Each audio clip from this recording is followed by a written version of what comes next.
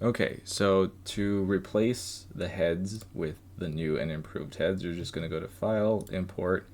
You're going to navigate to the New Heads folder and pick the head that you want. You can go into that blend folder if you want to see which ones they have. So here we got this head. Now this is very important. From the front it looks okay, but the head is actually too far forward. We'll go ahead and delete the original head because we don't need it anymore. Now we're going to move that back just a little bit. Okay.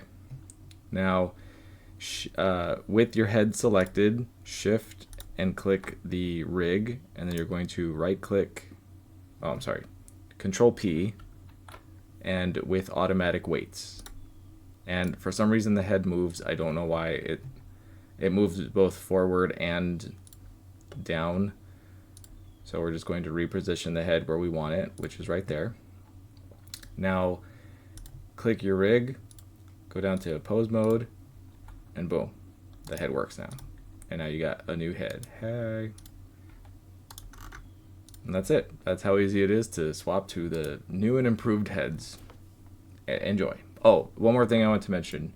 I have two folders. The ones that are in there are 128 by 128, and that's just standard if you want to just drop them in and they're PS1 graphics ready to go. If you want to edit them, I've included the large textures folder, and these are really big, so you can go in here and you can, change the makeup and add piercings or a scar or whatever to customize your characters. And I gave you a whole bunch of options for the men and women. There's about 23 each.